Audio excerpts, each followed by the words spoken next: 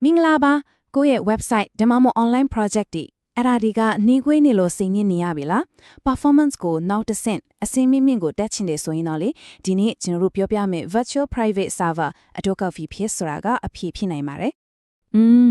ကိုယ့် website ကိုဝင်လိုက်တဲ့အခါတော်တော်လေးစောင့်နေရတာမျိုးဒါမှမဟုတ် traffic နည်းနည်းလေးများလာတာနဲ့ server ကကိုတုံ့ပြန်ကိုနေသွားတာမျိုးတွေကြုံဘူးကြမှာပေါ့နော်အများစုကတော့လေအဓိကကကိုတုံးနေတဲ့ hosting ရဲ့ account တွေကြောင့်ထစ်တတ်ပါတယ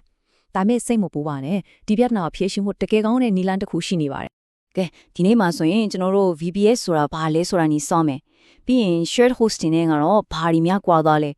သူ့ရဲ့အားသာချက်တွေကဘာတွေဖြစ်မလဲနောက်ပြီးတော့ VPS ကိုဘယ်နေရာတွေမှာသုံးကြတယ်လဲအရေးကြီးဆုံးကတော့ကို project အတွက်ဘလို့ VPS အမျိုးအစားကိုရွေးရမလဲဆိုတဲ့အချက်၅ချက်ကိုရိုးရိုးရှင်းရှင်းလေးပဲရှင်းပြသွားမှာဟုတ်ပြီဒါဆိုရင်ပထမဆုံးအပိုင်းကိုစလိုက်ကြရအောင်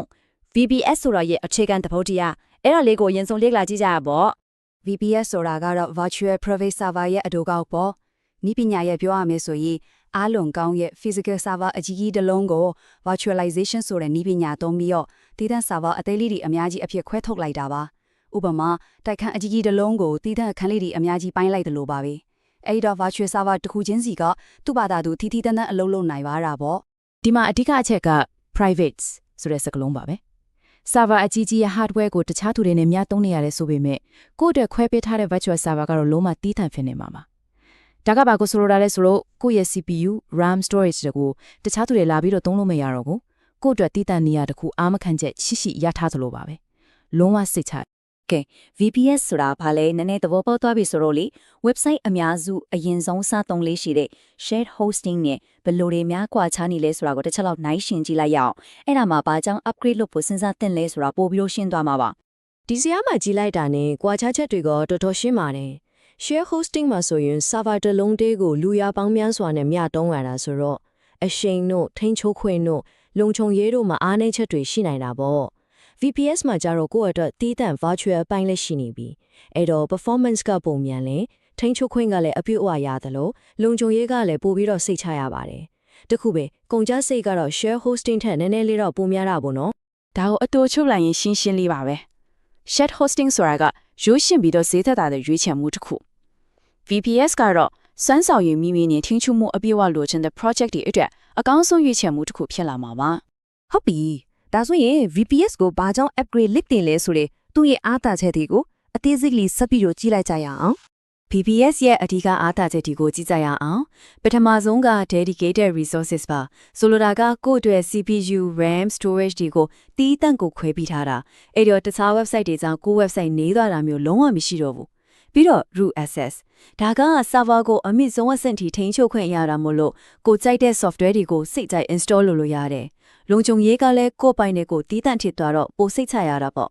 performance ကတော့ပြောနေစရာတော့မလိုများကြီးပိုကောင်းလာမှာပါနောက်ဆုံး scalability ဒါကကိုယ့် website traffic တွေအများများလိုက်တဲ့အခါ resource တွေကိုလွယ်လွယ်ကူကူမဲ့တိုးမြင့်လိုက်တာကိုဆိုလိုတာပါ VPS ဆိုတာကလေ website hosting လုပ်တာတခုတည်းထက်အများကြီးပိုပြီးအသုံးဝင်ပါတယ်တကယ်တော့ဘလို့နေရာမှာအသုံးများလဲဆိုတာကိုတစ်ချက်ကြည့်လိုက်အောင် VPS ရဲ့အသုံးဝင်ပုံကတော့အများကြီးပဲ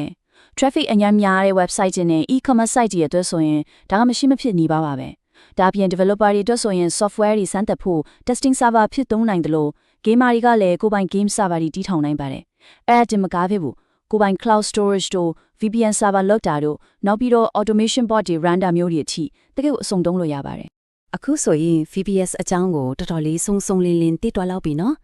်ကဲနောက်ဆုံးအရေးကြီးဆုံးဖြတ်ချက်တစ်ခုကတော့ကို project အတွက် manage VPS နဲ့ unmanage VPS အဲ့ဒီနှစ်ခုတည်းကဘယ်ဟာကပိုတင်တော်မလဲဆိုတာကိုရွေးချယ်ခုပါပဲဒီနှစ်ခုရဲ့အဓိကကွာခြားချက်ကရှင်းပါတယ် manage VPS မှာဆိုရင်လေ server test center ထိန်းသိမ်းတာအဲ့ဒါဒီအားလုံးကိုဝန်ဆောင်မှုပေးတဲ့ company ကပဲတာဝန်ယူပေးပါတယ်ဒါကြောင့်ဤပညာပိုင်းတိတ်မကျွမ်းကျင်တဲ့ beginner တွေတက်ဆိုင်တော့အရန်ကိုအဆင်ပြေပါတယ် unmanage VPS ကတော့အားလုံးကိုကိုယ်လိုက်လို့ရမှာပါထိန်းချုပ်ခွင့်အပြည့်အဝရတယ်ဒါပေမဲ့ ID knowledge ကောင်းကောင်းတော့ရှိထားဖို့လိုအပ်ပါတယ်ဟုတ်ပါတယ်ဒီအချက်ကတကယ်ကိုအရေးကြီးပါတယ် unmanaged VPS ကိုရွေးချယ်တော့မယ်ဆိုရင် server နဲ့ပတ်သက်တဲ့နည်းပညာဗဟုသုတလိုအပ်တယ်ဆိုတာကိုအထူးပဲသတိပြုရမှာပါကဲဘယ်လို knowledge မျိုးတွေလိုအပ်လဲဆိုတော့အနည်းဆုံးတော့ Linux ဒါမှမဟုတ် Windows Server Operating System တွေရဲ့အခြေခံကိုကောင်းကောင်းသိထားရပါမယ် server ကိုအဝေးကနေလမ်းချိဆက်ဖို့အတွက် SSH တို့မဟုတ် remote desktop ကိုအသုံးပြုတတ်ရပါမယ်